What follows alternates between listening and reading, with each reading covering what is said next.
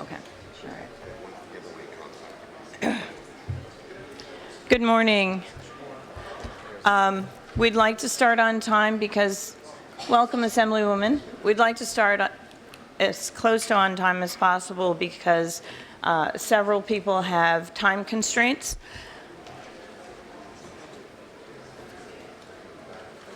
Okay.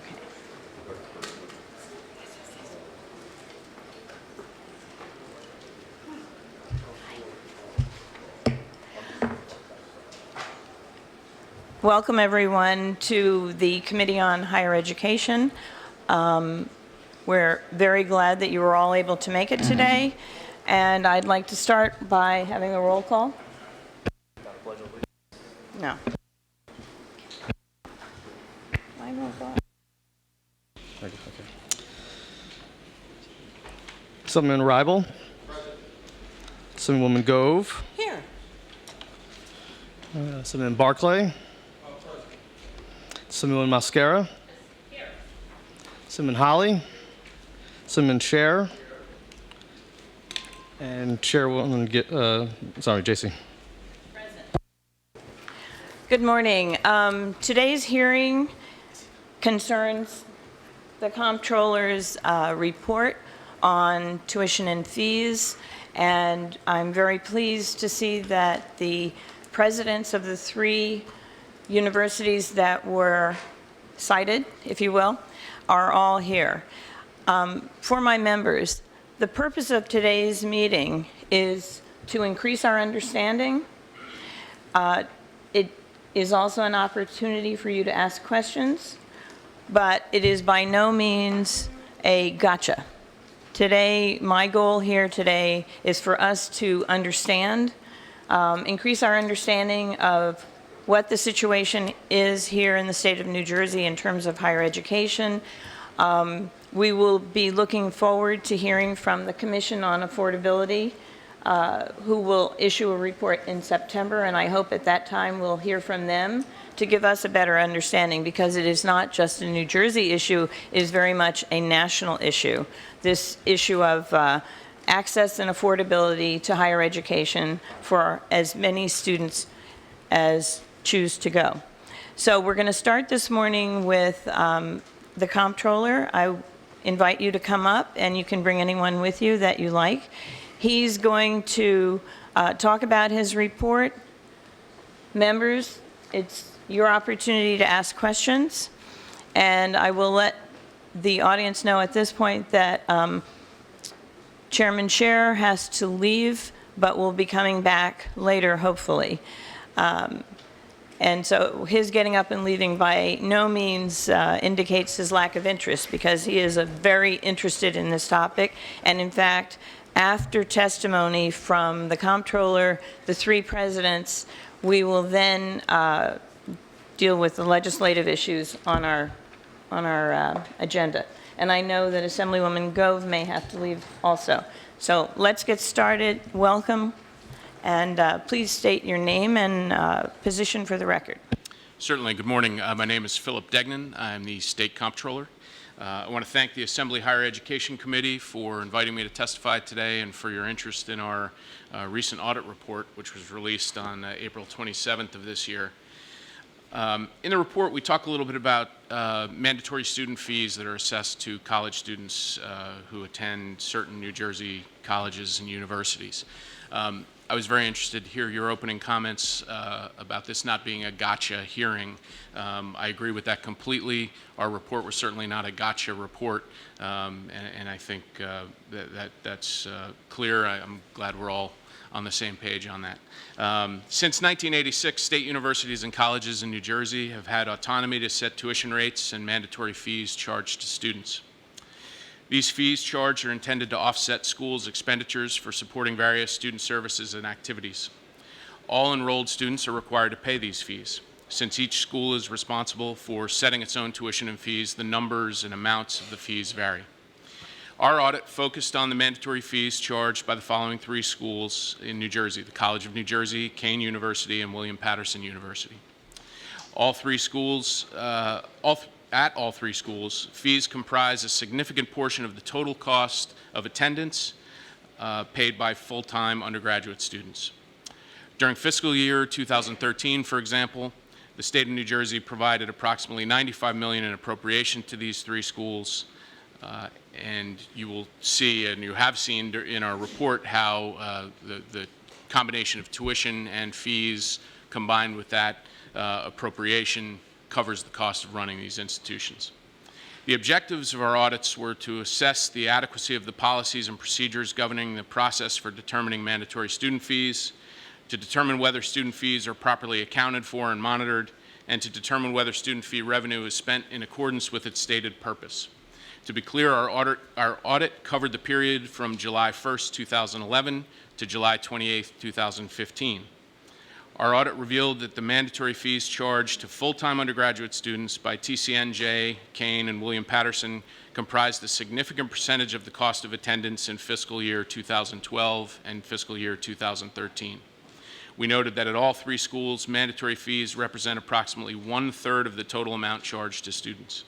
In fiscal year 2013 alone, these three schools collected more than $115 million in mandatory fees. Our audit further revealed that other than board trustee bylaws and resolutions, none of the schools had written policies or procedures governing the development and management of their mandatory fee process. Further, only William Patterson was able to provide documentation justifying an increase of its mandatory fees. At TCNJ, mandatory fees were not assessed on an individual basis. Instead, they were increased at the same percentage as tuition in order to balance their budget. Kane increased one mandatory fee during our audit period, but could not provide documentation supporting the increase. We found that Kane and TCNJ do not maintain separate funds for each mandatory fee. Further, Kane could not identify all the mandatory fee expenditures for its transportation fee. Our concern was that by commingling funds and providing only vague mandatory fee descriptions, the schools failed to promote transparency in the use of these monies. As a result of our audit, we made a number of recommendations. Some are specific to the individual colleges that we looked at, while others have a more global application. The recommendations included actions the schools could take. For example, they can develop more comprehensive written policies and procedures that establish internal controls over the development and assessment of mandatory fees and ensure that those controls are applied consistently. They could establish separate funds for each fee, and they could ensure that descriptions of mandatory fees, including all the uses of fee monies, including salaries, would be updated and posted on the respective college websites. We provided draft copies of our report to all three of the institutions for their review and comment. Their comments were considered and are appended to our report. And as we acknowledge in the report, the schools are in compliance with the current law. What I've discussed here is not a violation of the statute, and in many ways not a violation of accounting principles. The focus of our audit findings and the recommendations are to promote and improve the transparency of the budgeting process and then monitoring of mandatory fees, which are a significant component of the per pupil cost of attendance at these universities and colleges. I'd be happy to answer any questions that I can. Thank you. Members? Questions? Yes, we'll start with Chairman Scher. Thank you, Chairwoman. Mr. Auditor, why these three institutions? We engage in a risk assessment tool. Obviously, we can't look at every university and college across the state. The time that would be required to do that would be prohibitive.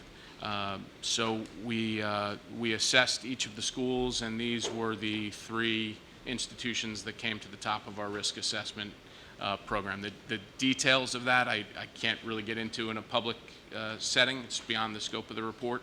But this was the result of consideration as to what three schools we would look at. So may I assume there was some sort of a general, if not superficial, review process of all the colleges and universities, and these three institutions rose to the top of your concern? Were community colleges included in the grouping that you did? Not in this report, no. Okay. And it reflects pretty broadly the independence versus the state versus the different levels or differences amongst the institutions themselves in terms of funding, et cetera. I apologize, sir. I'm having trouble hearing. No. I don't speak loud enough. I apologize, although some people accuse me of speaking too loud.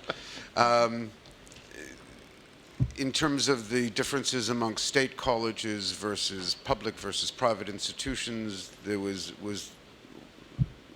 we attempt to choose one from each category or not really? Well, the focus here, we focused on institutions that were collecting state aid, state appropriation money, and we looked for colleges that had a significant amount of mandatory student fees that were being brought in.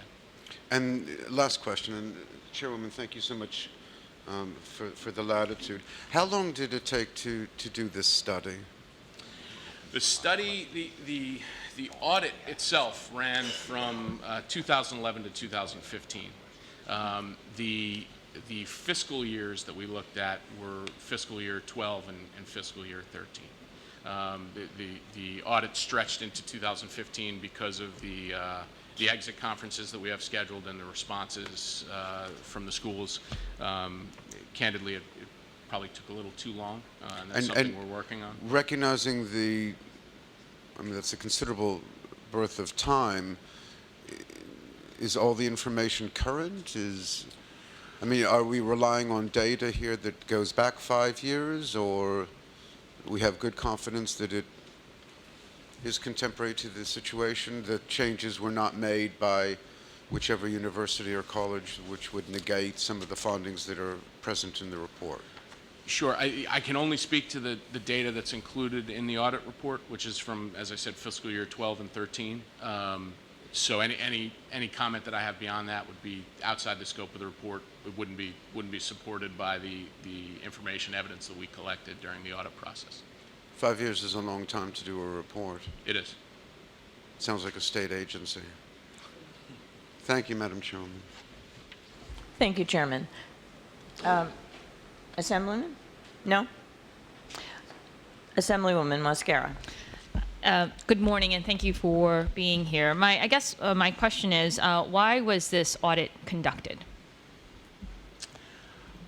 Well, I'm going to punt on that a little bit. Obviously, I've been in the job for 6 months, so I was not around for the beginning of this audit, which goes back some time. I can tell you that in general, the audits come from a variety of different places. We have some risk assessment tools that we apply to certain entities that we audit. As to why this one originated, I'm not entirely sure that's an appropriate question for me to answer in a public setting. Okay. And given my tenure at the office, I frankly couldn't answer it anyway. So. May I have a follow-up question to that? Thank you. However, would you happen to know if there's any type of any issues that were brought up to the comptroller's office that propelled this to start an investigation? Because that's what I'm... Sure. In other words, was there a tip that was a tip or yeah. letters or complaints that the office of the comptroller has received, and then something that perhaps maybe the office decided to look into? I couldn't speak to that specifically. I can say, though, that given the fact that these fees do make up about 30% of the cost of attendance at these schools, that it is an amount of money that's worth looking at. It's a population that we believe deserves to know where their money is going, how it's being spent, why it's being spent. So from that standpoint, I believe it was certainly a worthy audit. But in terms of a specific tip, I really can't speak to that. Okay. May I have one more question, please? Yes. My final question is, I know that in your remarks you mentioned that you gave a draft to each of the schools for their responses. Is the Office of the Comptroller satisfied with their responses? I'm not sure I want to characterize how I feel about their responses. We addressed what we could. We included their responses in total with the report, so that they're available to anybody who wants to see them. We will do a follow-up on this in the next couple of years to see whether our recommendations have been adopted, and if not, why not. So we will follow up on that. For the most part, I think the schools were receptive to our suggestions. There were some instances where they objected to our findings, and that's their prerogative to do that. But again, the focus here was really on improving transparency for the students that attend these schools, and making sure that there's a mechanism in place to provide guidance and a transparent process in terms of setting these fees, which the statute really doesn't do. The statute is fairly open-ended as to how the fees have to be applied or set. And we believe that more, given the amount of money we're talking about here, that more can and should be done. Thank you very much. Thank you, Chairwoman. Thank you, Assemblywoman. Assemblyman Holly, Yeah. followed by Assemblyman Barclay. Thank you so much for being here. The one follow-up question I did have, you mentioned something. So the 5-year report, are you recommending that these fees be used some other way? Are you making that recommendation to the colleges? No. Our recommendations are solely on the process by which the fees are set, the process by which they're accounted for, and the manner in which the use of that money is being communicated to the students. We just want the students to know exactly where those dollars are going, and what that money is being spent for. There's no question these institutions cost a lot to run every year. That money has to come from somewhere. We're just advocating for a more transparent process and a better understanding for the student population as to where that money is going once they're writing the check. Okay. And Assemblyman, I would note that we are going to hear from all three presidents, and I think you'll find their testimony enlightening as well. Assemblyman Barclay. Thank you, Madam Chairwoman. Also, thank you, sir, for coming in front of us. I just have one question.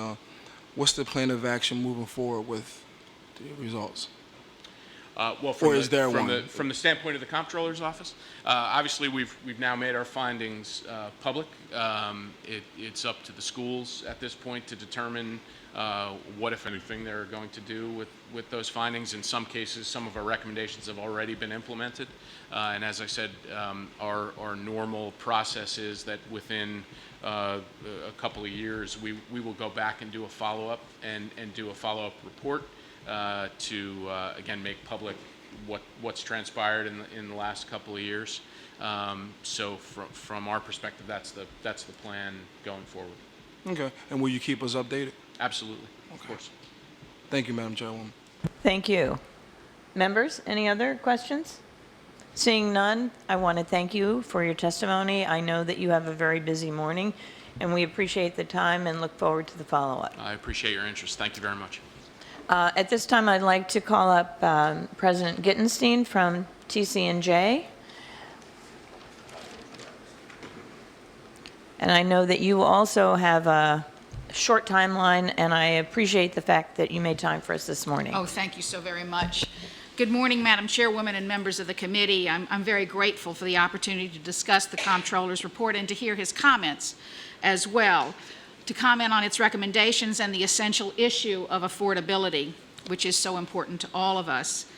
While the Comptroller's report focused entirely on transparency, affordability should underlie the review of fees, and affordability is critical to our students, their parents, and of course to you. I emphasize affordability because if TC&J were to adopt every one of the recommendations of the report, it would actually result in higher, not lower costs for our students. I'll elaborate more fully on that in my comments later on. I wish, however, to begin with 3 clarifications. First, as the Comptroller said, the report did not come to any findings that indicated inappropriate use of fee revenue for any of the institutions. Second, and I wish to respectfully correct what the Comptroller said, with regard to how, in fact, TCNJ fees are assessed. The fact that they are assessed on an individual basis is not, in fact, to balance our budget. While it is true that TCNJ increases the fees at the same percentage as tuition, the report's characterization of the rationale is simply wrong.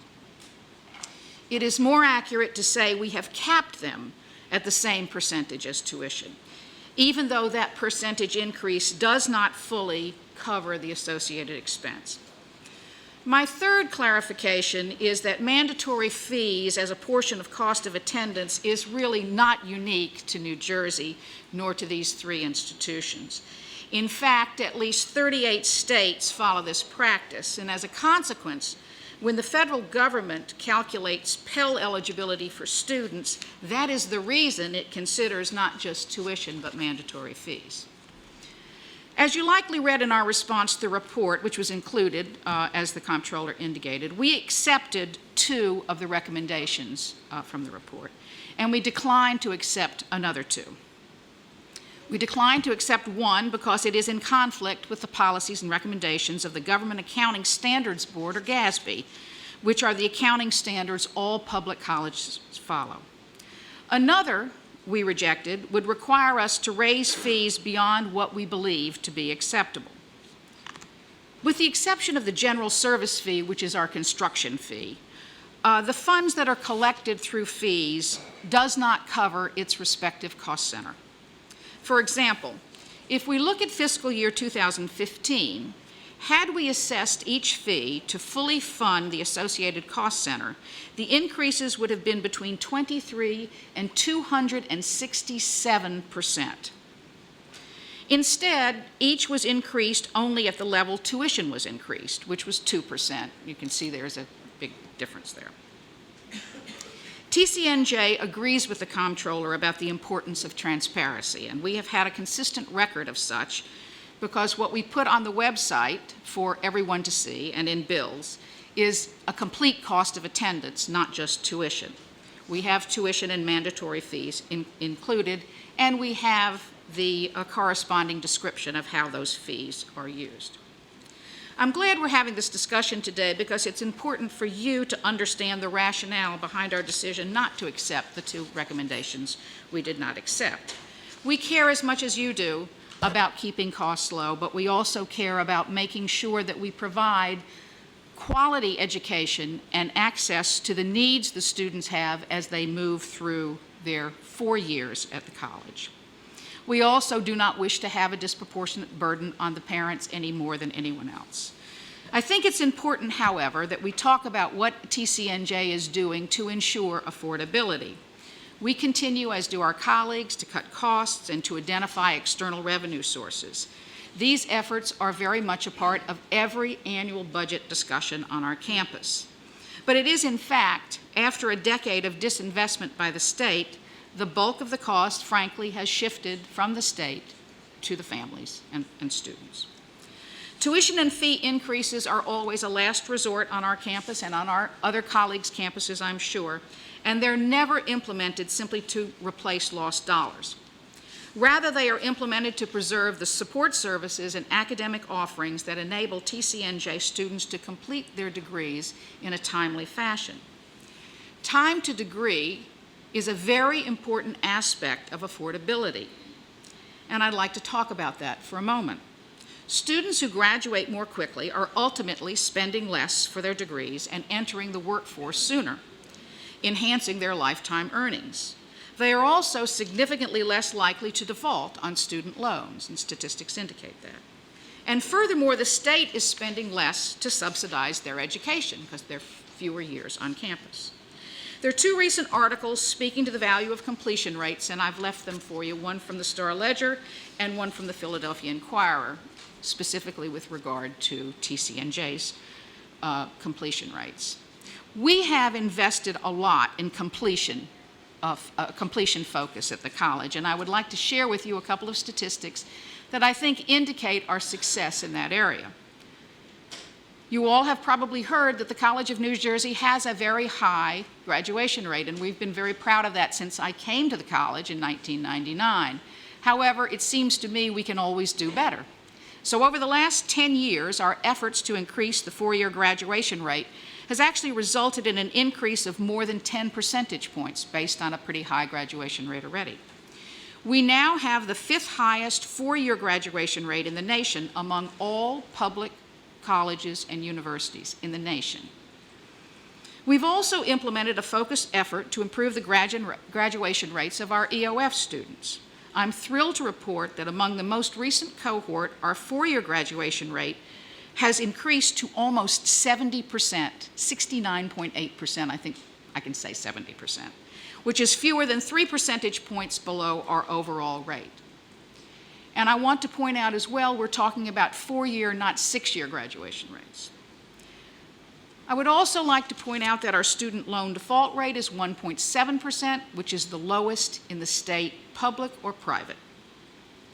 Ensuring our budget planning, tuition, and fee setting process supports the efforts that are creating these exceptional outcomes enables us to address affordability and continue providing value for our students and therefore for the state.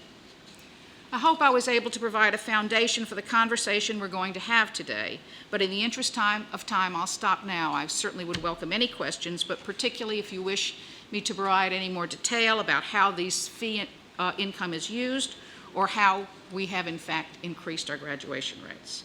Thank you so much for your time and for your commitment to higher education. Thank you, President Gittenstein.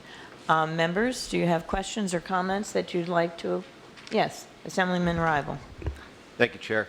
President, I just want to take a brief moment to publicly congratulate you for all the great work you are doing at TCNJ. If you talk to any parents in the state when their children are shopping for schools, one school they want predominantly is TCNJ, and then they're going out of state. And there's so much appeal to get there. And I was just recently on your campus, and the improvements you have done, you need to be commended for too. The campus looks fabulous. The additions which you've done out there. So I just wanted to congratulate you since 1999. Keep up the great work. Well, thank you very much, but I would like to emphasize that the reason TCNJ can do what TCNJ does is because we have colleague institutions that serve different populations. The remarkable thing about the New Jersey system, which is not really a system, is our ability to serve all the citizens of the state of New Jersey. But thank you very much.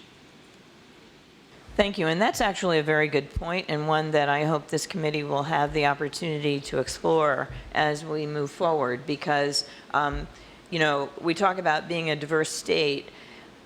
The diversity is economic as well as in preparation, and you make a very good point that we have an array of colleges, both public and private. And certainly our goal is to find out what your challenges are, how do we support you so that the work not only continues but improves for the sake of all of our students. Members? Yes. Assemblywoman Mascara. Thank you, Madam Chairwoman. Madam President, thank you for being here. As a proud graduate of the College of New Jersey, I have to say, first I have to also congratulate you for all the work that you've done. I'm the class of 1999, and I have to tell you that from then till now, the campus has grown tremendously, and I've seen the change, and it is fantastic how the college has grown. So congratulations to that. My question for you in regards to this audit, just wanted to get what was your feeling about the audit itself overall? Well, I mean, we clearly thought that two of the recommendations would be we are deeply committed to transparency and accountability. And as the comptroller emphasized, that's what this was about. And those two recommendations that we felt would enhance that, we were eager to accept. They were, you know, a good review will always give you suggestions that you can learn from. The other two, we respectfully denied to implement for the reasons I gave. Have you been contacted by the Office of the Comptroller since you submitted your letter? No, we submitted our response, and then the report was promulgated without any. We just found out about it probably as you did. Thank you, ma'am. Assemblyman Barclay. Thank you, Madam. Excuse me. Thank you, Madam Chairwoman. Again, thank you, Madam President, for coming and sitting with us this morning. Just have one question.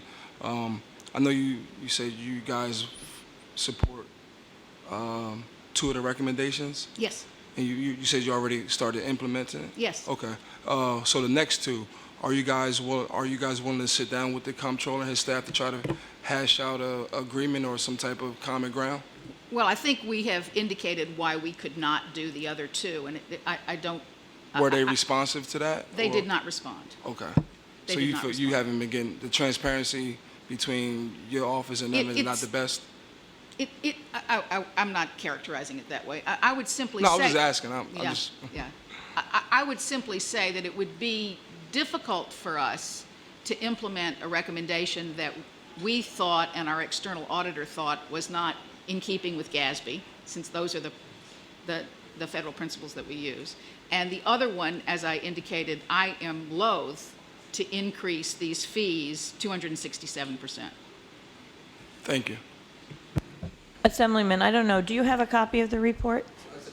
Okay, yeah. The president's explanations are in the responses, so. I know. Okay, but good questions, thank you. I'll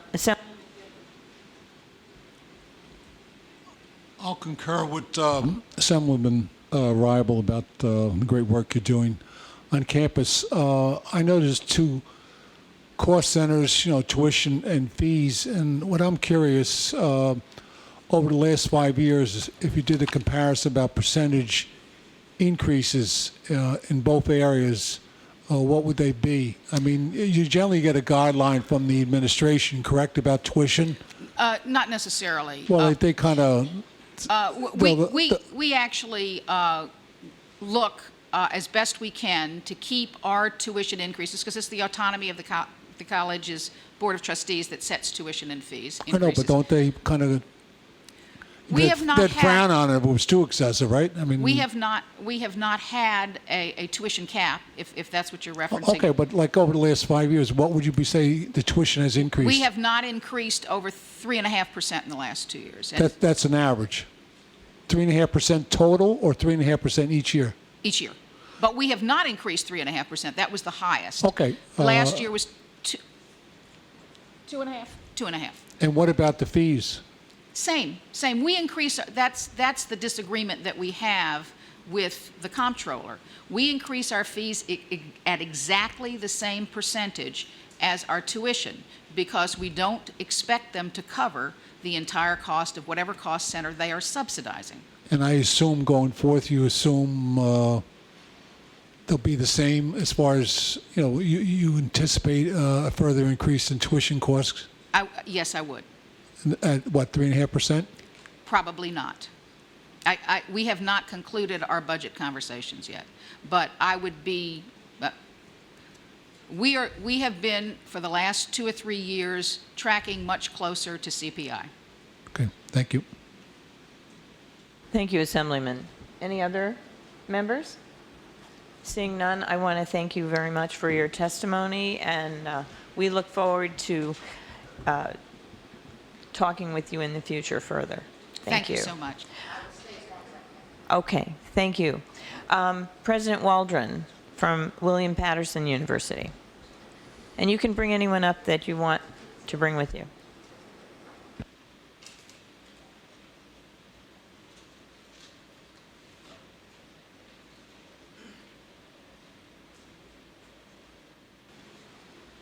Thank you. Is it on? Yeah. Okay, thank you. Thank you, Madam Chairwoman and members of the Assembly Higher Education Committee. I'm Kathleen Waldron, President of William Patterson University. Thank you for the opportunity today to speak regarding the recent report on controls over collection, allocation, and use of student fees of the New Jersey State Comptroller's Office. As you've noted, the report was based on prior fiscal years with a beginning audit in 2011 and a conclusion in fall 2015.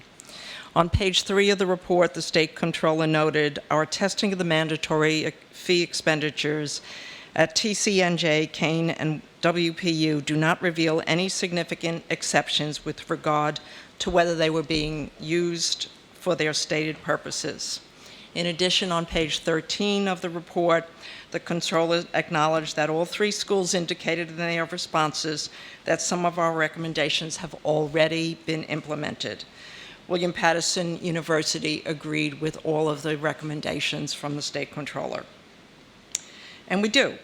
The State Comptroller has written that written policies and procedures governing the development and management of the mandatory fee process is needed. The university will certainly implement this recommendation and present an action to its board at the June 2016 meeting. However, I would like to point out that mandatory fees have been in place since the 1970s throughout the public university systems in New Jersey, first approved by the then Commission on Higher Education. At William Paterson University, each mandatory fee is reviewed annually and annually approved by the Board of Trustees as part of the university's budget process. This process includes a review of strategic priorities, annual budget hearings open to the entire William Paterson University community, as well as open public meetings of the Board of Trustees. The Board Finance and Audit Committee reviews a proposed budget and individually recommends to the full board any changes to tuition and mandated fees. Minutes of all those meetings were provided to the State Comptroller. Over the past 5 years, William Paterson University has raised tuition fees by less than 2% per annum, or about $200 per year for the average undergraduate student. Mandated fees at William Paterson University are the Student Government Association fee, the transportation fee, the student services fee, and the campus facilities fee. These fees in 2015-2016 comprise 16% of the total operating budget of the university. That has declined since the report of the earlier data used by the Comptroller.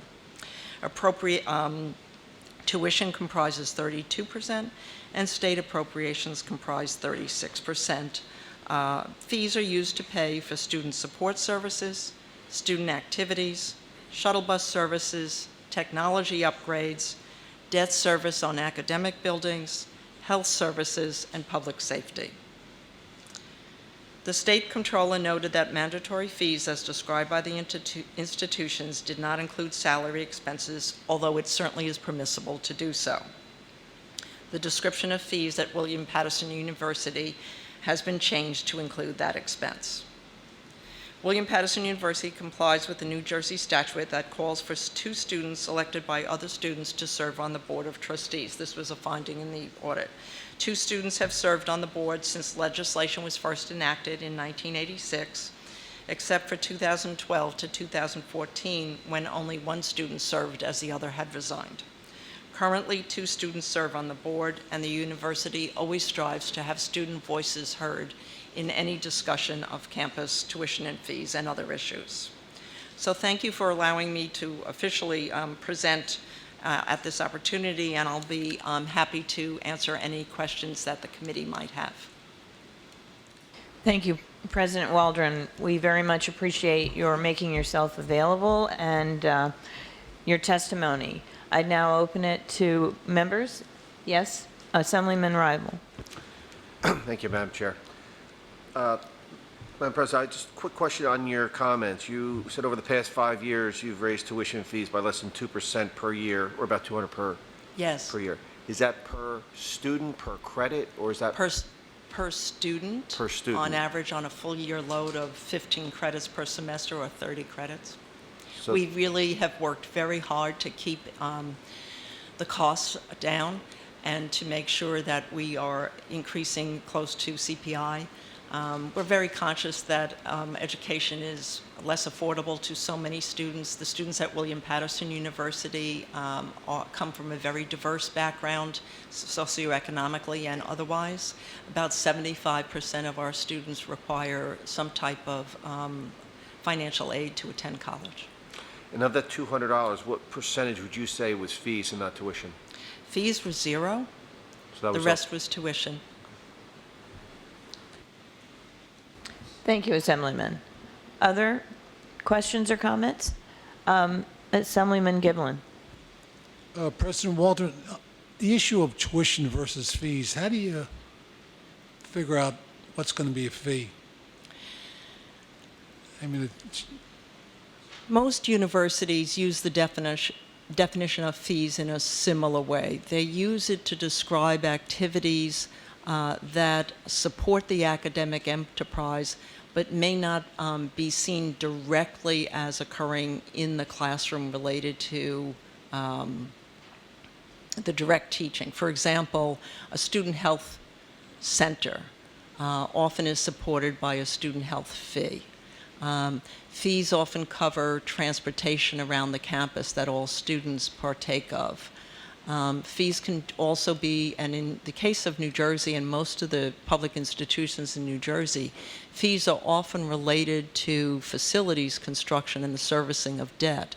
As has been noted and pointed out many times, most recently in an editorial by Mike Klein, the executive director of the New Jersey Association of State Colleges and Universities, the requirement that public institutions have to go to the debt market and obtain funding for the construction of academic buildings is fairly unusual in the United States. Most states provide that type of funding to public universities. As a result of having to go to the bond market, most fees set aside for facilities are for the debt service of those bonds, and they're called facilities fees.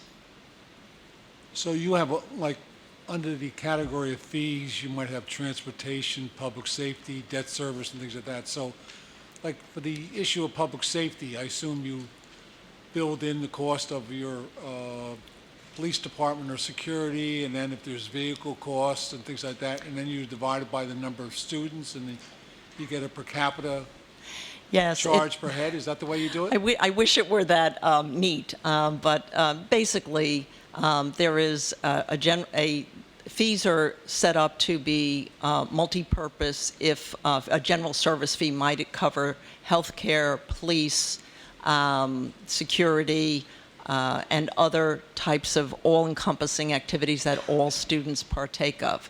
So when you're deciding on a fee, and we haven't initiated a new fee in years, but when you're deciding on a fee, it is to provide for the costs of operating that unit of the campus. And if it's multiple units, it's multiple units. Yeah, but so those if are the part issue of public safety, transportation, health issues, if you put them all together, what do you do then? Just divide it by the number of students and figure out?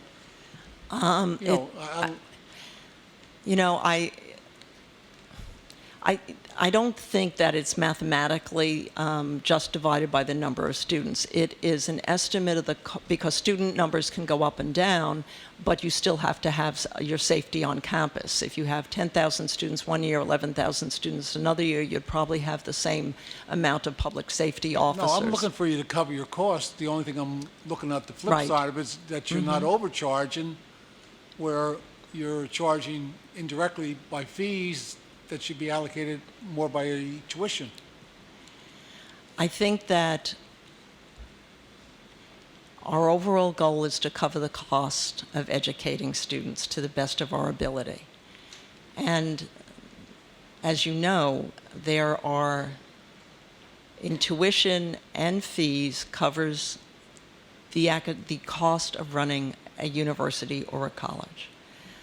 Fees sometimes are allocated on a per usage basis, and those are small fees. If somebody orders a transcript, that's a per use fee. But in general, the universities have charged for services that are available to all students to make sure that they get a quality education. And that can include all of the activities that I've mentioned. I don't think that we are overcharging, or any institution in the state is overcharging. As has been pointed out, the state appropriations have steadily declined for 20 years. And there is a correlation between a decline in state appropriations and state support and increased tuition and fees at institutions in New Jersey and throughout the United States. Thank you. Thank you, Assemblyman. Assemblywoman? Thank you, Madam Chairwoman. Madam President, thank you for being here. You probably mentioned in your remarks, so I apologize for the redundancy, but how are these fees established in your university? Is it by the Board of Trustees or? Yes. Okay. So, the fees are established by a resolution of the Board of Trustees after a discussion at the Board Finance and Audit Committee. The discussion of costs in general, tuition plus fees, takes place at a public hearing every year, usually in April, on campus. It is open to the entire university community, students, faculty, staff, trustees, alumni. That meeting takes place with members of the board and members of the senior administration, walking through the estimated costs for running the university in the following year, and listening to before any increases in tuition or fees are set, and listening to the voices of the community talk about their issues with regard to budgeting at the university.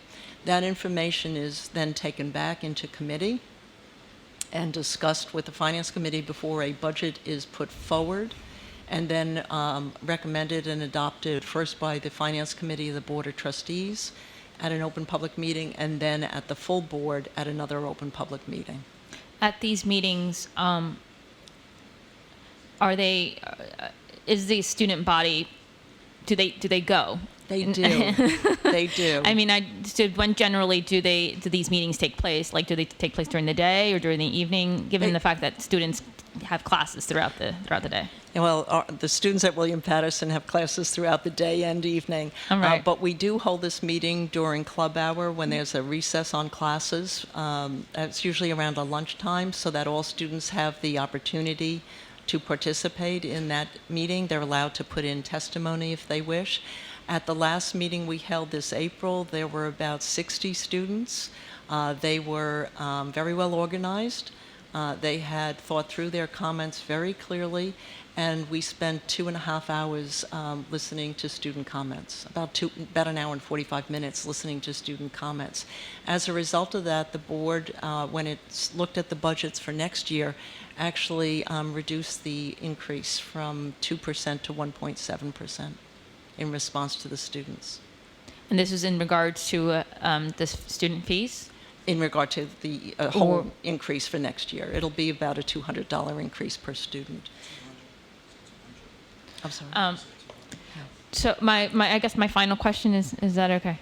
Now, when these new increases are implemented, is that something that it is distributed to the student body throughout the campus? How is that the transparency? Yes.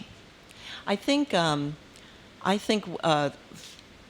all of the tuition fees, any costs, are on the web pages of the university at all times, and they're updated every year. I think I'll speak for William Patterson. I think we're very transparent about the cost of attending William Patterson University. Although I do agree that the web pages can always be improved. But every cost, every aspect of what a student's going to have to pay is available on the web page, and we have financial counselors to discuss any questions students might have, and we man those desks constantly. In addition, we send out information about bills well in advance and invite students to come in and talk about financial alternatives. I'm very proud at William Patterson, for example, that we give out about $11 million in student aid every year to hundreds and hundreds of students, in addition to what the state and federal government provide. Oh, okay. Thank you for your response. Thank you, Madam Chair. Thank you, Assemblywoman. Assemblyman Barclay. I'm sorry, I just have one quick question. Just want to make sure I heard it right. You said it's about a $200 increase per student? Yes. Okay. I just wanted to make sure I heard it right. Yes. Thank you. And that increase was a reduction of some kind? Because one of my questions was going to be, do we ever lower fees? Are fees ever lowered? Is that possible? By board resolution, anything is possible on fees and tuition. I think our goal is to try to keep the all-in cost to students the most affordable possible. And I want to thank the legislators here for the GO bond from 2012. Once that bond was approved and $750 million was made available to institutions of higher education in the state, that you can correlate a decline in tuition and fee increases with the arrival of those bonds. So I'm hoping that that won't be the last time. But if you look at the university systemically, you can see that the availability of funds for capital projects has made a tremendous difference, not only in the construction and academic quality of the buildings that you see going up on campuses around the state, but also on our ability to keep tuition increases lower than would have been otherwise. At William Patterson, we finished a $40 million new academic building in January on budget, 6 months ahead of schedule. We're thrilled. Assemblyman Ribel. Thank you, Madam Chair. If I just make just a general statement, not directed to you, William Patterson. I think the common word we've been hearing so many times this morning is fees. And I think it makes me think of property owners, right? Everyone complains about their property tax. When they buy their home, they know what their property taxes are, and then increasingly they go up. And they do have the ability to go to a town meeting and complain, but they don't because they're too busy. And next thing you know, the property tax bill's through the roof. Then we look at our students. They go to start a four-year college. That's where they want to be. They don't have the time to go and address these fees. And I just say this generally, maybe us as a committee need to defend some of these students in the future, because our priority as legislators is want to keep our children here. We don't want them going out of state, because what happens when they go out of state, chances are they're not coming back. And I think we owe that at least affordability shot to keep them here. And maybe we need to address how these fees are being managed or capped, because like I said, I commend you that you have this, that you're giving an opportune time for people to hear this and to come to a hearing, and I'm glad that you reacted to the students. But I think as a whole, people just don't react. It was just like people complain to us about their property taxes, but they're not reacting to it at a local level as they should be. They're not complaining. And I don't think our students are finding the way to complain, if that's making any sense where I'm going. But I think this was great today, what you've done, Madam Chair, but I think it also gives us an ability that maybe us as a committee, in a bipartisan way, look at how we can do a more affordable college in New Jersey for our students. I think we owe it to them. Thank you for those comments, and I am looking forward to this committee having the opportunity to hear the report that's due in September from the Commission on College Affordability here in New Jersey. It's a problem here in New Jersey. It's also a national problem, and it's one that we have to address, because student debt across the country is burdensome. We have young people who finish college still unable to start their lives in terms of buying homes and perhaps starting families because of the debt that they've incurred. It's not just here in New Jersey. So I think the awareness is growing, and I don't pretend to have the answers, but I think we have a lot of very smart people on both sides of the aisle, in the higher ed community and certainly in the business community, and I think we need to find ways to support our students. I agree with you, so that our students choose to stay here in New Jersey, knowing that they can afford the education and that there are jobs waiting for them when they graduate. So I thank you, President Waldron, and if there are no further questions for you, I'd like to call up President Farahi from Kean University. Okay, thank you.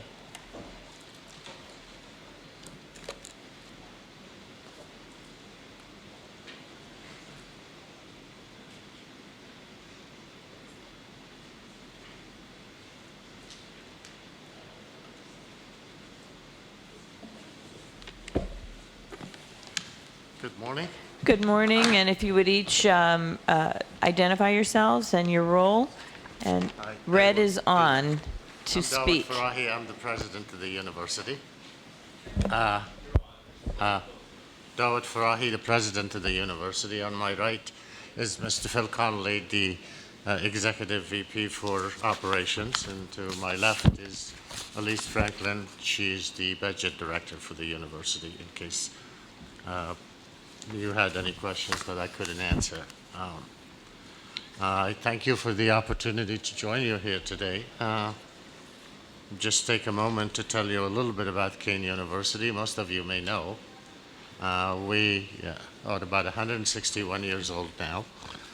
We have over 15,000 students, and over half of them are minorities of different types, groups, and over half of them are the first in their family to get a college education, or the first generation Americans. So we are the most affordable comprehensive university. Jersey City University is a little lower than us, but they offer different kind of programming than we do. And I'm glad that the Comptroller stated that there were no violations of law and regulations, and most of the recommendations they made 7 recommendations. 4 of them we have already implemented or in the process of completing the implementation. And those are the ones to make the process more transparent and to ensure that the students know exactly what they pay for. And none of our fee categories have produced a surplus that we have used in anything else. And one of the recommendations are very similar to that, almost identical to that of the College of New Jersey, that we should raise the tuitions to correspond with the amount of expenditure associated with that particular line item. At this point in time, for some of them, especially one of the fees that we charge is for learning support systems. A lot of our students need that, and we have made tremendous progress. And if we did that, the percentage increase in that category would be tremendous. We could phase it in over time. We have no problems to do so. We're in consultation with them to find a mechanism to do that. The other one that we need to identify the category in terms of whether it pays for salaries and some of the equipment and things like that, we will do that immediately. And there's one other category that may require legislation if you want to make it consistent across all of the universities in the state. And there's one other one that relates to the Secretary of Higher Education, and they need to find or promulgate some regulations related to student aid and financial aid, and if they do so, we could recommend that. The report was relying on issues of transparency and making sure that you did what you needed to do and put the information where you needed to put it, and make sure that the students know that. And every time the fees are changed or increased, we have public hearings with the students, most often 2 times during the year, and sometimes 1 time, and then it goes to the appropriate committee, and it goes to the board for adoption. And when the students have a particular interest, a very large number show up. In other words, if they want the athletic fee to be increased, the athletes show up. But on the average, we get between 60 or 100 students come up to the hearings for that. We will continue to make sure that the doors of higher education is open to our students. And in case you didn't know, Kane has now some nationally recognized programs in allied health. We are the largest and premier producer of teachers in the state of New Jersey. And we try to be as accessible as we can. And I don't want to bore you with the state has cut their aid to us over and over again. You know that that is a fact, and it is what it is. We need to adjust, and you also know that there is a toolkit that was put in place, at least proposed as legislation, that didn't go anywhere. And if adopted, that would be helpful to us. That would allow us to keep the cost a little bit lower. We've been under 3 or 4% in the last decade, and so we try to do so. And based on the number of students and the type of students and the groups that we serve, major increases in tuition and fees will make it very difficult for our students to come to Kane. So we have some innovative programs. For instance, if you come Friday night and Saturday nights, we could give you up to about 30 to 40% discount. The resources are there, the buildings are open, the police is there, so we have different mechanisms to allow especially the adult students to come Friday night and Saturdays and take classes at Kane with a major discount. So we try to do the best we can as far as the legislation would allow us and the collective bargaining would permit that. We'll try to come up with innovative ways of keeping the cost down, and we have, and we will continue to do so. So thank you for your time. Thank you, President Farahi. Members, questions or comments for the President? Yes, Assemblyman Holly. Thank you. Mr. President, thank you and your colleagues so much for being here today. You know, I want to put this on the record because this is very important, especially from me. And when I preface my comments, I'm coming from a place of experience here. Had you witnessed what Kane University was like 20 years ago and what it is today is a world of a difference. And we live in a world today that is just subject to headlines and news articles and stories. But if you actually live it and you witness it and you learn from it, you would definitely have a different opinion of what you see out there. And over the last few years, Kane University, while producing what the president just said, the headline stories don't match up with it because we live in a different world today. But I will tell you that as a former student of Kane University and actually a student of the president, I will tell you that Kane University was one of the best experiences of my life. The campus today was not the campus 20 years ago. When you ride past or you walk the campus, it is very, very humbling to see what visionaries, dedication, and hard work can present. And to you, Mr. President, I want to say to you that you've done a phenomenal job with that institution. And while we're driven by headlines of personalities, the work that you've done there is amazing. And I'm just proud that you're here today to present to us, but also as a graduate of that university to say how proud I am. And thank you so much. And Madam Chairman, thank you so much for allowing me to have those comments. Thank you. Thank you, sir. Thank you, Assemblyman. Assemblywoman Mosquera, followed by Assemblyman Giblin. Thank you, Madam Chairwoman. Mr. President, thank you for being here. A quick question. I did get a quick opportunity just to look at your response to the Office of the Comptroller to the audit report. But I noticed that there wasn't any list of what the fees that Keene University charges for. So what's the breakdown of your fees? Like, Mr. Conley has the list. The breakdown is right here. The general services fee, which is for learning support. General services fee, which is for learning support and things related to mainstream the students with educational disadvantage is one of the larger ones. Athletic fee, the technology fee, the capital improvement fee, the library improvement fee, the student leadership that goes directly to the student activities, transportation, the campus improvement, and the university center fees. a follow-up question. Thank you very much for that. Follow-up question. Is there certain, and perhaps maybe this is listed in the statute that I'm not aware of, but is there certain fees that you get that you could only, so basically what I'm asking is that the fees that you charge, that money goes directly to those services, correct? There's nothing outside of them? They do. We do not intermingle the fees. Okay. Thank you very much. Thank you, Assemblywoman.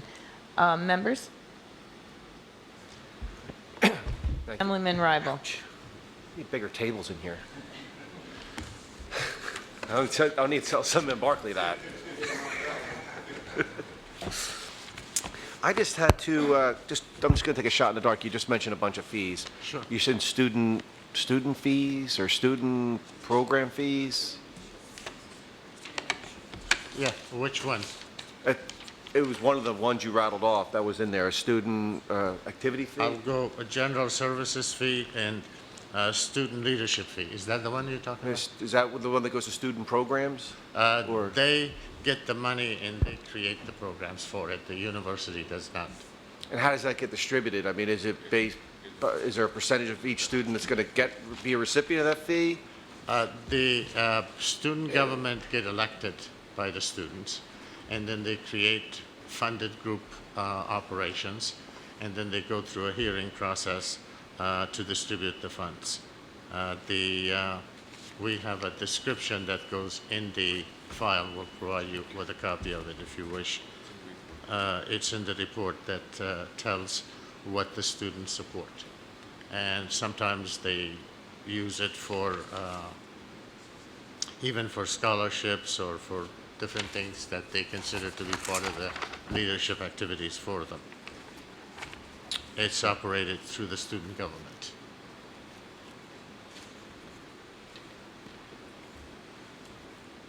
Okay, thank you. Thank you. Sure. Thank you, Assemblyman. Assemblyman Giblin. Two questions, Mr. President, I guess kind of related to cost factors. One, I've had professors in the past, come to my office and talk about, I guess, what they feel is a disproportionate ratio of full-time professors to, I guess, adjunct professors.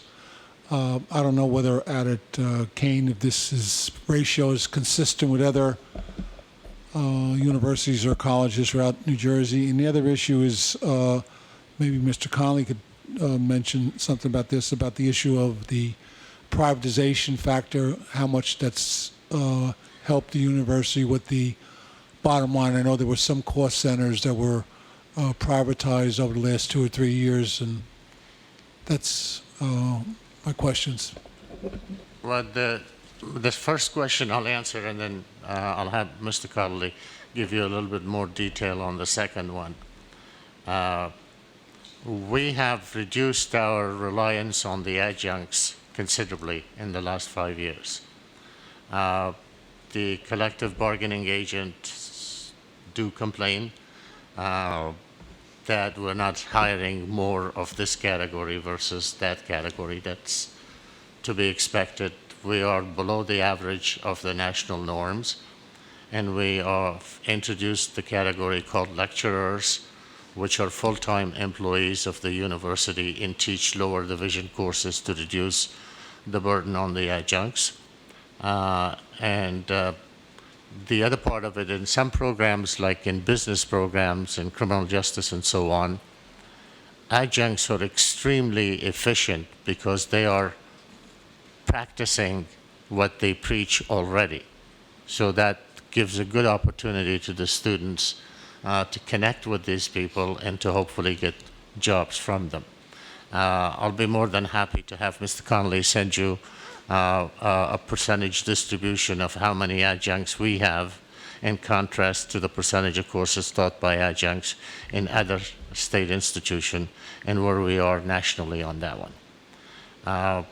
On the second issue of outsourcing, the law permits that to happen. And we took about 2 years to thoroughly evaluate that. And a very large number of the people that were affected by the outsources actually chose to remain with the new company. And the savings have allowed Kane to stay affordable, and Mr. Connolly can give you the numbers, and if you want more, we'll be more than happy to give it to you. As the President said, it was several years ago, we did an in-depth analysis of all the non-academic costs that we were incurring, and we did a determination that the amount that we were spending for our maintenance and our grounds work was far in excess of what other private universities were spending. We then went even further to hire a company that specializes in grounds and maintenance, and they prepared an RFP for us. And we submitted that RFP to the public, and we received 4 companies that actually responded, and we did select one firm. And this is the first year that we've been able to realize the full savings, and we've reduced our cost, total cost of grounds and building maintenance from $6 million. We reduced that cost by $2.5 million. Every employee was offered employment with the new firm, and they just have different methods of operations that are unavailable to public employers, quite frankly. And so we did a very in-depth study. We accepted the recommendations, we publicized our recommendations, and we accepted the responses, and it's generated significant savings for us. This is kind of a handicap firm or something like that? Where No, they were one of the unsuccessful. Oh, they were unsuccessful. They were unsuccessful. Okay. We had used them in certain areas of the campus previously, but they were an unsuccessful bidder. Thank you. I have a question. My understanding is that at Monday's Board of Trustee meeting, there was a resolution authorizing the Student Accounting Office at Kane University to apply certain payment plan enrollment fees and late fees. Can you comment on that, please? Was that approved by the board? And if so, can you explain the reason for that? And is this customary? Yes, actually what we did, and again, we went out and we did a survey of our fellow institutions about what procedures they have as far as encouraging students to pay timely, but also a sense of fairness to the students who do pay on time. Because what happens is the students register for a class and they don't subsequently come, they've now taken a seat away from a student who wants that class. So what we've done, we've speeded up the process by which we get the students to pay, because we'll get a true indication if they're going to come and occupy the seat, rather than take that seat away from another student. So we are also bringing in-house. We did have that outsourced to a company, and we're now going to bring it in-house, and we're actually going to reduce the cost to the students. This is something... And it was passed by the board. It was. All right. Can you elaborate further? Because this is not something that I'm familiar with, having had 3 kids go through college and myself. How does that work? How do students know that this fee is going to be assessed, and what is the time period for them to respond? Well, it's on our the registration site where you go and register for classes. All the fees come up, including the late fee. And when you register, like in the spring for the subsequent fall, you're told you must. Right now, we've made it to July 31st. They must pay by. And if they don't, then the late fee would be incurred. Thank you. Members, are there any others who have questions or comments? Seeing none, I want to thank you for your testimony today and for making yourselves available to us. Thank you, Thank you Madam. very much. I'll invite you to come to Kane anytime you have an opportunity, and we could connect you to all the 21 counties at the same time. Oh, I do have one other question. I'm sorry. Graduation rates. How are you doing? We are significantly improving. We have focused on the graduation rate for minorities. We're up to 40%. It's still not at the same level as the rest of the university. We're about 51%, 50.9%. In what time frame? 6 years. 6 years. Right. All right. Assemblyman Giblin. Just one question about your campus in China. Yes. I don't hear much about that. How are you doing? What's kind of the relationship? Is that have its own autonomy? Is under your umbrella? How many students are there? Are you getting students from China to come to Union, or yes, vice versa? So could you give us a capsuled version of where's that? Well, this year on May the 27th will be the first group of our students from China that will graduate there, 204 of them. All of the expenses of construction and fees and maintenance are paid by the Chinese government. The Kane University USA does not incur any expenses. We have faculty that are paid by the Chinese, but we select them. We have about 1,800 students there as an additional location in China.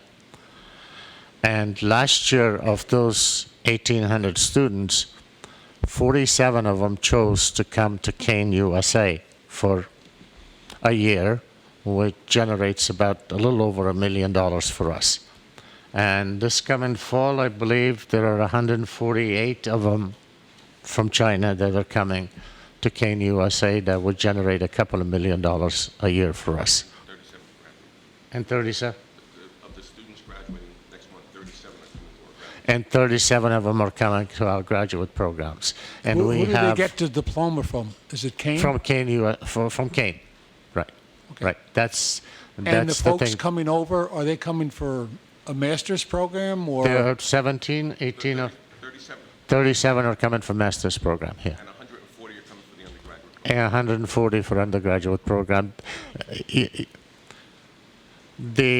Since 2012, the graduation rates in New Jersey have gone down, you know that. Fewer and fewer students graduate from high school and fewer are in the system. In 2018, 2019, that number will go up again. And New Jersey exports the largest number of students to other states. And international education is very big in New Jersey.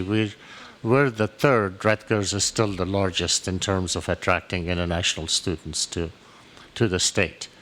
They're not qualified for financial aid. They don't get any grants. It's pure cash. And it allows the university to do the things that we need to do. And hopefully it'll improve and get better over time. Are they concentrated in one field versus another, or are they diversified? Not in one field, but they're pretty selective. They're pretty tough in choosing what it is that they want. In other words, none of them are coming for liberal arts. Almost 90% of them are in business, computer science, design, architecture. No sociology, psychology majors from China coming here. Are they living on campus? Yes, that's another advantage, yes. Yeah. Is that campus housing privately run, or is that? I know No, it's some- run by the university now. Okay, thank We're you. trying to implement a P3. We haven't been able to work out all of the kinks, but we're in the process of doing it. Thank you. And a last comment from me, and then one from Assemblywoman Gove. In relation to graduation rates, do you track students who leave before they graduate to find out what's happening with them, how much debt have they incurred, and what their status is? We are doing that, but the response rate hasn't been that good, so we need to come up with a better system to ensure that we know exactly where they went and what they did. For instance, in some programs like occupational therapy, speech pathology, we have a 96, 97% placement rate. In some other programs, we don't. Thank you. I would encourage you to do that because this has a lot to do with college affordability and students being able to move on with their lives. Well, students are becoming extremely selective in shopping, looking for qualitatively superior programs. They're holding you accountable for a whole bunch of things. The parents are looking. We came up with a new arrangement. We're the only university that offers that arrangement in Ocean County, which didn't have a public university. We're there on the campus of OCC, and they do 2 years over there and come to us 2 years later and cut the cost of a 4-year degree from Kane by almost $6,000. So Thank you. you need to be innovative to do these things. How many students are at OCC? 2,000. About 2,000 At Kane Ocean. at Kane Ocean. Yep.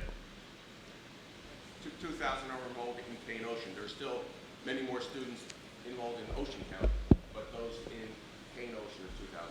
And how many students are graduating in 2016? This year, Yes. about 2,600 system-wide. And how many of those are from Ocean, would you say, ballpark? Ocean has a pretty good graduation rate. I would assume about 250 to 260. Okay, thank you. I could give you the exact Okay, numbers it doesn't later, have to be but exact, I just don't. ballparks, all right. Well, when we first started there, the idea actually was something that they did in Israel to combine that combination to make the system affordable a little bit. In Ocean County, not only it's 50 some odd miles away, but some of them wouldn't cross the Drexel Bridge unless the passport was available. It's something that most people in this part don't want to do. So we said, we'll come to you if you, and it has been a very good relationship. We're trying to do the same thing in Raritan, but not at the same level of success as Ocean. Yes, ma'am. Thank you, Assemblyman. Assemblywoman Go. Thank you, Madam Chair. I just want to thank all the presidents who've come here today. I think it's been a great dialogue, and the comptroller, who I think has already left. But as Assemblyman Rybel and you, Madam Chair, said, I think this is it's a bipartisan issue. We've had a great dialogue with everyone here, and I don't think it's going to stop, because what we do care about is our students. As a former high school student in Ocean County, I do cross the Raritan. Right. But anyhow, I just want you to know that it is important that we make college affordable, and we look at things, and our fees and everything is transparent, because people want to know where their money's going. They don't mind paying for it, but they want to know the value of their dollar. And I think it's important that, and I applaud you for continuing this, and I look forward to continuing this with you. Thank you. And thank you all for coming. Thank you, Madam Chair. Thank you, Assemblywoman, and thank you, President Farahi and your colleagues for coming today. Thank you, ma'am. All right, we're now going to pivot quickly to two legislative items that we have, because I know that a number of people have to leave. We'll start with, no, I think Assemblyman Chair said he would try to come back. All right, thank you. While you're looking for him, perhaps we'll do AR 58 first. Assembly Resolution Number 58. This resolution urges the United States Congress to enact H.R. 3474 and S. 1958, known as the Christopher Brisky Student Loan Protection Act, or Christopher's Law, to provide heightened transparency to student loan process by mandating that private lenders provide sufficient disclosures and protections for students and co-signers. Christopher's Law requires private educational lenders to clearly and conspicuously describe in writing the co-signer's obligation with respect to the loan, including the effect of death or severe injury of the borrower or any co-signer would have on the loan obligation. The proposed law also prohibits a private lender from taking any adverse action against the borrower or co-signer based on a death of severe injury on the borrower or co-signer. Thank you. In terms of testimony, we have David Rousseau from the Association of Independent Colleges and University in favor, no need to testify. Are there any others who wish to testify on this? Seeing none, members, questions? Yes, Assemblyman Giblin. I had a recent issue very similar to this with a death in the family, and it's, this is good legislation, and it's protecting the unforeseen circumstances that crop up. So I'd like to move it, Madam Chairman, if it's in order. Thank you very much. Second? I'd like to be added as a co-sponsor. I think you're going to take care of that, Keith, right? Thank you. It's been moved and seconded. Roll call. On the resolution, Assemblyman Rybel. Yeah, I'd like to also echo Assemblyman Giblin's comments. It happened in my district as well. Very similar thing. So I do support the resolution, yes. Okay, Assemblyman Gove indicated she was in favor. Assemblyman Barclay indicated he was in favor. Assemblyman Mascara? Yes. Assemblyman Holly? Yes. Assemblyman Scher indicated he was in favor. Assemblyman Giblin? Yes. And Chairwoman Jacey? Yes. Thank you. All right, A 1668. You have amendments in your packet to this bill.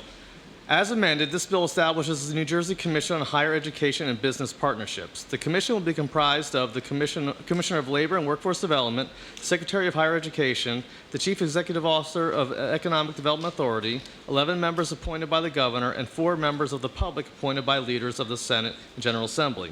The commission will explore how to best foster innovation in the state through public-private partnerships in higher education, stimulate academic industrial collaboration through such mechanisms as business incubation facilities and clinical research and clinical trials, identify and support research opportunities at New Jersey academic institutions and other institutions that can advance economic development and employment, and facilitate collaborations between businesses and institutions of higher ed and greater emphasis on research and development in the pharmaceutical, biosciences, biotechnology, medical technology, information technology, and telecommunications industries. And the bill also directs the executive director of the commission to serve as a higher education business partner ombudsman. A business that seeks to form a partnership with an institution of higher education may collaborate and work with the ombudsman in the establishment of that partnership.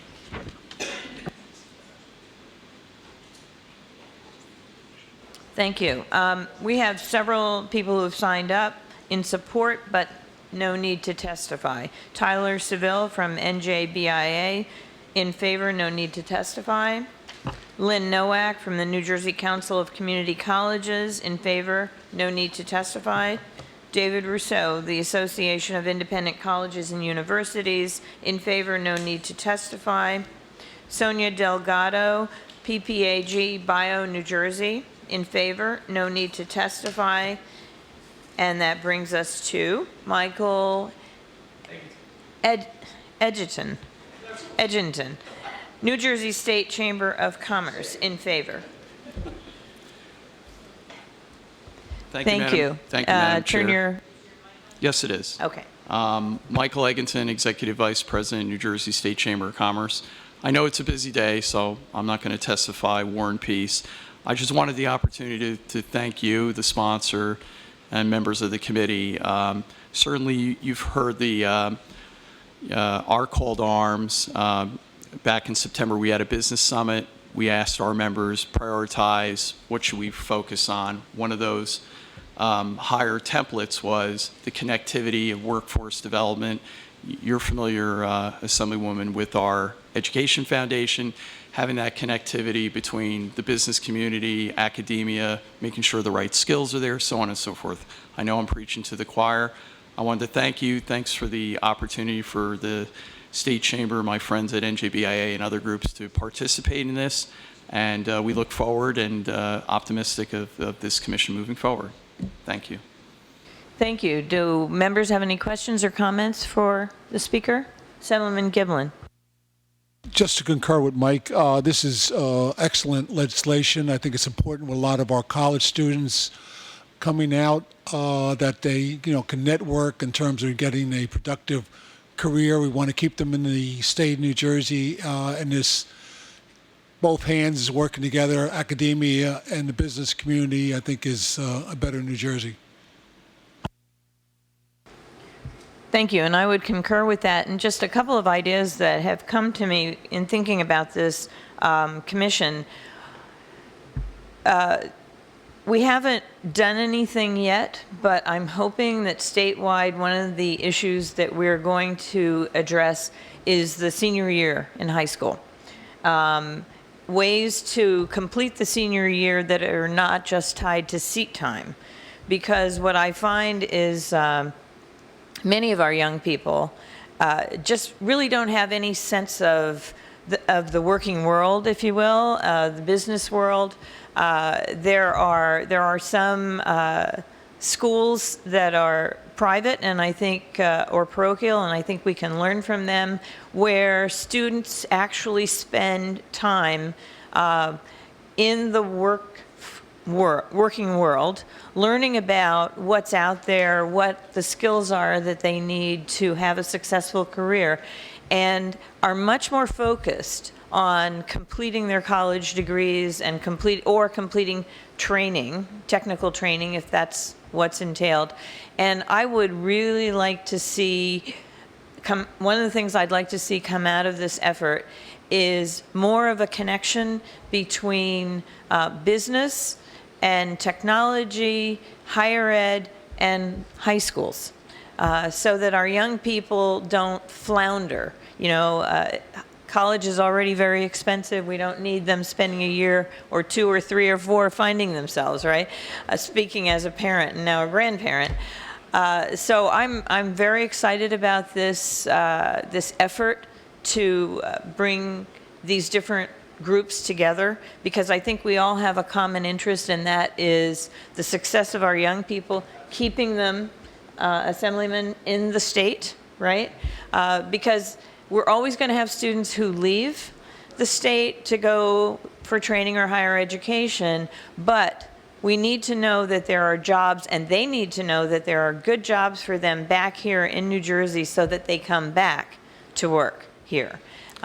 So that's my comment on this. I truly appreciate your support of this legislation, and we look forward to moving it forward. Great. Madam Chair, can I add just one Sure, more thing absolutely. through the chair? When you were talking about that nexus between having those opportunities, that was a great discussion that we had at our summit, and we continue to have, that we have to provide those opportunities. And, you know, the next generation of workers, they're an investment, and we want to make sure that we're investing in them and that the necessary skills are there. We have a program at the State Chamber. I don't like calling it an internship. It's more like a fellowship. We call it our paying scholars, and we hire students from college to work with us for a year. And I know the staff is very familiar with the program. We've had some good students that everybody knows, and they've ended up in great career pathways. As a matter of fact, I'm happy to announce that I recently had a colleague who has moved on to another venture and was interviewing, and I had a paying scholar, and she had indicated to me, recent graduate from TCNJ, I'm interested, and Lauren Lalakan's here in the audience. Lauren, raise your hand. And that's a good template and example of, you know, where we provided that opportunity, brought her over here, saw the process, how it works, met all of you and such. And, you know, if we can sort of create that template in the private sector, you're absolutely right then. We're giving them, beyond what's being studied in the book, we're giving them that work experience and seeing how the private sector operates. So we concur, Madam Chair. Thank you very much. I appreciate that. And I think we're all looking forward to this. Any other comments? If not, we also have Tony Russo. Are you here, Tony? Seeking amendments. I know there are some amendments already. Do you have them? Yeah, thanks, Madam Chair. I'll be brief. Tony Russo with the Commerce and Industry Association. We represent about 900 companies. We're based in Paramus, but I work out of our Trenton office. I'm proud of the fact that out of the 900 members, we have 18 colleges and universities. So the amendment that we're seeking is just to be added to the commission. So if we can get representation on the commission, it'll be appreciated. Because I know BIA's mentioned, the state chambers mentioned, if CIA and J could be added to the bill and have a representative. I know we go to 17 to 18, but hopefully that's not a problem. Just to give you an example of what we do with our members, we try to connect the dots back to business and higher ed. Last October, we did have a human resources summit with our HR professionals and our few of the presidents from the colleges and universities, talking about that life transition from higher ed to the workforce. So respectfully, yeah, if we could just be able to be appreciated. The prime sponsor is not here, but we can certainly... Chairman Scherer? Yes. Yeah, I actually talked to him Okay. before, and I'll follow up with you, Madam Chair, as well. All right. With some language. We can do that as a floor amendment. All right. Thank All you right. very much. Thank you. Thank you, members. Thank you. Any other comments?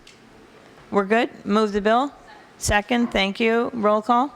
So we'll do one vote on the bill as amended, not that amendment, just so we're clear. That would be a floor amendment.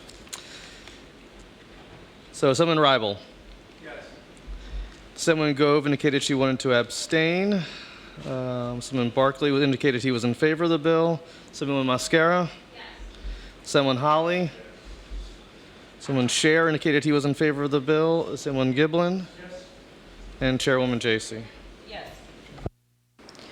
I want to thank everyone who came today. I think it's been a good meeting. My goal in all of these meetings, these hearings, is to increase our understanding of what's going on in higher ed here in the state of New Jersey and how we in the state legislature in a bipartisan way can support our students, our parents, and our organizations, our institutions of higher learning. I thank all of you for coming and wish you a good day.